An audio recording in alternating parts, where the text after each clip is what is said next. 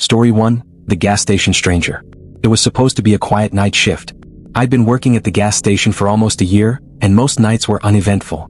My job was simple. Clean the counters, restock the shelves, watch the cameras, and wait for the occasional car to pull up for gas or cigarettes.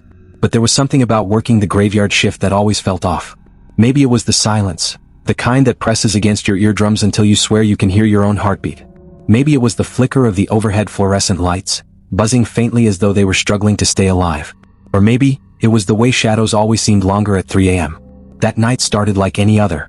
I clocked in at 11 p.m. sharp, bought myself a coffee from the machine, and settled in behind the counter. The place was dead quiet. A few moths clung to the buzzing sign outside, and the occasional car whizzed by on the lonely stretch of highway. By midnight, I'd already swept the floors and organized the snack aisle. By 1 a.m., I was just scrolling through my phone, sipping stale coffee, trying not to fall asleep. That's when I noticed him. At first, I thought it was a trick of the light. Through the big glass door at the front of the store, I saw a man standing by the pumps. He wasn't filling up his car. He didn't even have a car. He was just standing there, staring straight at me. His face was pale under the sickly yellow glow of the parking lot lights. His clothes looked wrong, like something from another decade. A torn jacket, jeans that were almost white from wear, and boots caked in dried mud. But it was his eyes that froze me. What? Unblinking. Fixed on me through the glass. I cleared my throat, trying to shake off the unease. Maybe he needed help. Maybe his car broke down nearby. I pushed the microphone button for the outside intercom. "Sir, do you need assistance?" My voice cracked slightly, and I hated how nervous I sounded. The man didn't answer. Didn't move. Didn't even blink. He just kept staring. Something cold crept down my spine. I looked at the security cameras, switching through the feeds. The man was right there on the screen, standing at pump 3, his face blurry from the low resolution. I glanced back at the glass doors. He was closer now. I hadn't seen him move, but he was definitely closer. Just a few feet from the door. My gut screamed at me not to open it, so I didn't. Instead, I picked up the store phone and pretended to dial, hoping it would make me feel less alone. That's when the lights flickered. For half a second, the entire station plunged into darkness. And when they buzzed back on, the man was gone. I exhaled sharply, pressing a hand to my chest. Maybe he'd just walked away into the night. Maybe I'd imagined it. But my hands were trembling. I switched back to the camera feed for pump 3. The screen glitched, static rolling across the image. And then, clear as day, I saw him again. Standing in the corner of the lot. Closer to the building this time. Closer to me. My heart pounded in my ears. I wanted to lock myself in the storage room and wait until morning. But my manager always said never to leave the counter unattended. Besides, some part of me needed to know what was going on. So I grabbed the heavy flashlight from under the counter, took a deep breath, and pushed open the door. The night air hit me like ice. The lot was empty. The pumps silent. But I could feel it, the weight of unseen eyes on me. I swung the flashlight beam across the lot. The shadows stretched long and unnatural. Nothing. I was about to step back inside when I heard it. A whisper. Right behind me. "Why'd you let me in?" I spun around, flashlight shaking in my grip. No one was there. The lot was still empty. But when I turned back to the glass doors, I froze. He was inside. Standing behind the counter where I had just been. His pale face pressed against the camera monitor, his black eyes staring into the feed. My breath hitched. There was no way he could have gotten in. I had the only key. But he was there. I stumbled backward, nearly dropping the flashlight. My instincts screamed at me to run, but my legs wouldn't move. The man turned slowly as though sensing me outside. And then he smiled. A wide, cracked smile that stretched too far. I bolted back inside, swinging the flashlight like a weapon. The store was empty. The counter was empty. The cameras showed nothing. No man. No smile. Just me. I didn't finish that shift. I called my manager, babbling some excuse about feeling sick, and got the hell out of there. The next day, I told myself it was exhaustion. Sleep deprivation playing tricks on my brain. But then, I checked the security tapes. At 1:47 a.m., the exact time I saw him. The screen showed the glass doors opening. But nobody came in. Just the door swinging wide, and a whisper caught faintly on the audio. "Why'd you let me in?" And that's when I realized he wasn't outside trying to get in. He was already here. Story 2, The Office Elevator. I've always hated elevators. Not because I'm claustrophobic, but because they feel unnatural. A small metal box dangling on wires, moving up and down at impossible speeds. You're trapped the moment those doors close. No escape if something goes wrong. Still, I worked on the 14th floor of a corporate building downtown, and using the elevator was part of my daily routine. Until one night, I learned exactly why my gut was right to be afraid. It was late. Almost midnight. I was the last one in the office, finishing reports my boss demanded by morning. The whole floor was silent, just the low hum of the air conditioning and the occasional creak of the building settling. I packed up my laptop, stretched my sore back, and headed toward the elevators. The hallway lights flickered faintly. A chill ran down my arms, though the air wasn't cold. I pressed the call button. The ding echoed too loudly in the empty building. The doors slid open, and I swear, I saw movement inside. I froze. It looked like someone was standing in the back corner. But when I blinked, the elevator was empty. I shook my head, telling myself I was just tired. Stepping inside, I pressed the button for the ground floor. The doors closed with a heavy clunk. The numbers above the door began to count down. 14, 30. Oh. Then the lights flickered. The elevator jerked violently, throwing me against the wall. The numbers froze on 10. The hum of the machinery stopped. And suddenly, it was silent. Too silent. I pressed the emergency call button. Nothing. I tried my phone. No signal. That's when I heard it. Breathing. Slow. Heavy. Coming from the corner of the elevator. The same corner I thought I'd seen someone in. I swung around, heart pounding. The elevator was empty. But the sound didn't stop. It grew louder. Closer. As though someone invisible was standing inches from my face, exhaling damp, warm air. I pressed myself against the wall, clutching my bag like a shield. "Hello," I whispered. The breathing stopped. For a moment I thought I'd imagined it. Then right by my ear a voice whispered, "Don't look down." My stomach dropped. Of course I looked down. The floor beneath my feet wasn't solid anymore. The dull gray tiles of the elevator were gone. In their place was blackness. An endless void, swallowing light, stretching deeper than my eyes could see. And I was standing on nothing. I staggered back, pressing myself against the wall. The doors were still closed. The control panel was dead. And yet, the elevator was moving again. Down.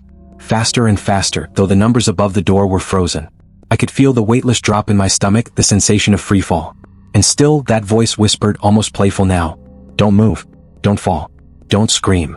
The black void beneath me began to shift. Shapes moved in it.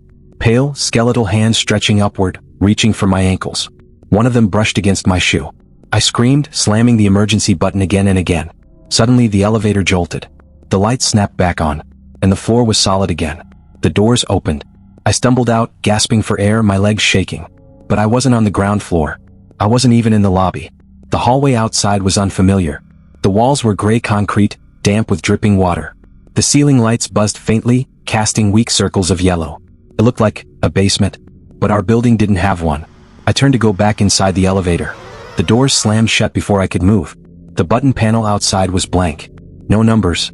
No call button. Just cold metal. And then, the sound of breathing again. This time echoing through the hallway. Not one person. Many. I ran. I didn't know where I was going, but the hall seemed endless, stretching far beyond the size of any normal building. Doors lined the corridor, each one slightly ajar. As I passed, I caught glimpses, rooms filled with old office desks, broken typewriters, flickering lamps. And in every room, shadows. People-shaped shadows.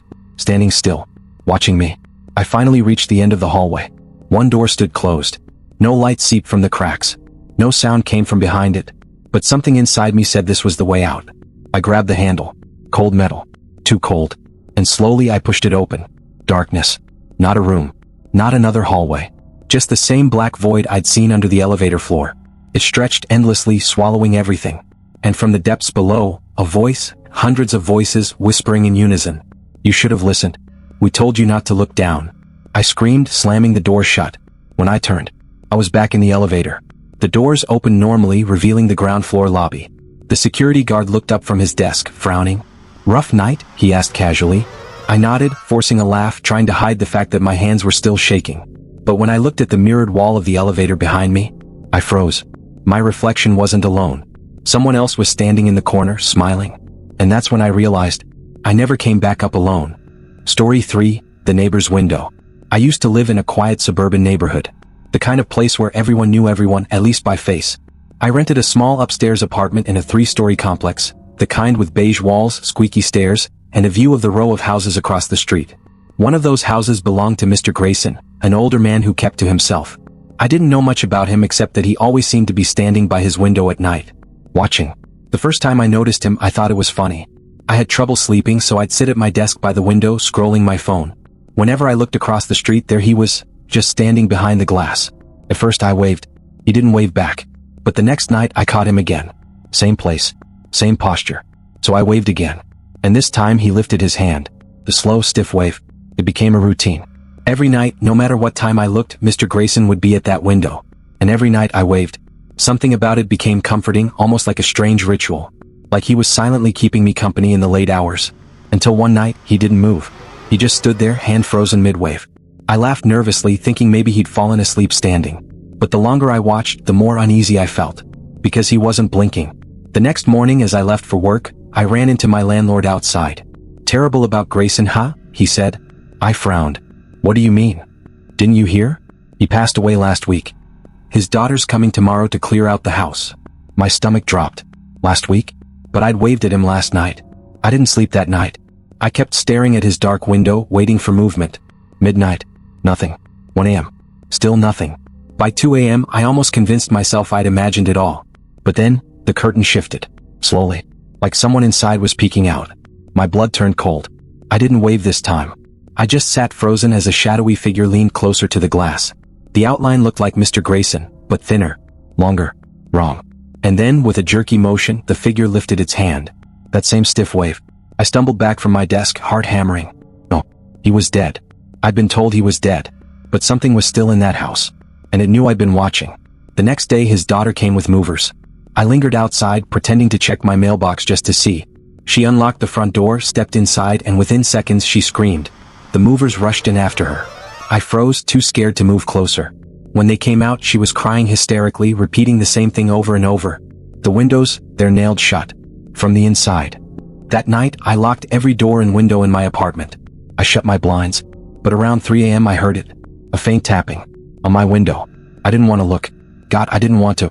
But slowly, against my will, my eyes drifted toward the sound. There he was. Not across the street. Not in his house. But pressed against my window. Grinning. Waving. And that's when I realized I wasn't the only one watching anymore. Story 4, The Passenger. I used to drive rideshare on weekends for extra cash. Most nights were boring, drunk college kids, tired business travelers, awkward small talk. But one ride nearly broke me. It was a little after midnight when the request came in. Pickup location, an empty stretch of road outside the city. I almost declined. Who calls for a ride out there?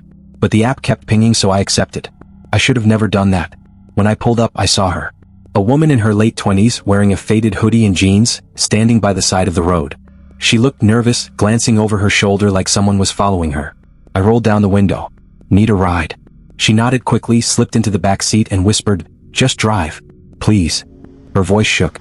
I started down the highway, the glow of the dashboard lights the only thing breaking the darkness. For a while, neither of us spoke. I kept checking the rearview mirror. She was hunched over, clutching her bag tight, eyes darting to the back window. Finally, I asked, "Rough night?" She flinched, then muttered, "He's looking for me." "Who?" "My boyfriend. He's not going to let me go." Every instinct told me to turn around, to drive her straight to the police station. But before I could say anything, she grabbed my shoulder. "No cops. Please, just get me to the library." "The library? At midnight?" But she looked so terrified I didn't argue. I changed lanes, heading toward downtown. That's when I noticed something. The seatbelt light on my dashboard. It showed no one was in the back seat. My throat went dry. I glanced in the mirror. She was still there. Pale, trembling, staring out the window. But the car didn't register her weight. No seatbelt. No pressure on the suspension. Nothing. I forced myself to focus on the road. Just drive. We turned onto a side street. The library was a few minutes away. That's when she leaned forward, her breath cold against my ear. "You're going the wrong way." My heart skipped. "No, this is the fastest route. Turn left. Now." Her voice wasn't shaking anymore. It was sharp. Commanding. Almost angry. I obeyed. The street was darker here. No street lights. No houses. Just trees pressing in from both sides. She started crying softly. But her reflection in the rearview mirror wasn't crying. Her reflection was smiling. I gripped the wheel so hard my knuckles turned white. "Don't look back. Just keep driving." But I couldn't help myself. I glanced at the back seat. Empty. I slammed the brakes. The car skidded, tires screeching. My chest heaved as I twisted around. Nothing. The back seat was completely empty. Shaking, I turned forward again. And nearly screamed. She was sitting in the passenger seat now. Smiling. I fumbled for the door handle, but it wouldn't open. She leaned closer, whispering, "You shouldn't have picked me up." The lights flickered. My dashboard glitched, radio static filling the car. Then silence. When I blinked, she was gone. I sat frozen for what felt like hours before finally driving home. When I pulled into my driveway, I opened the door and staggered out. And that's when I saw it. The passenger side door was still locked. From the inside. And that's when I realized, I was never supposed to bring her here. They say horror lives in shadows. That it lurks in graveyards, in abandoned houses, in places we're told to avoid. But after everything I've seen, I don't believe that anymore. Because none of these nightmares started in haunted mansions or cursed forests. They started in places we go every day. A gas station. An office elevator. A neighbor's window. The backseat of a car. Ordinary places. Ordinary nights. Until something stepped out of the ordinary and reminded me that evil doesn't announce itself. It doesn't hide in shadows. It hides in people. The one standing too close at the pump. The reflection that doesn't move when you do. The neighbor you thought you knew. The stranger who asks for a ride. It waits for the moment you let your guard down. The second you tell yourself, nothing's wrong. And by the time you realize the truth, it's already too late. Evil doesn't hide in shadows. It hides in people we see every day.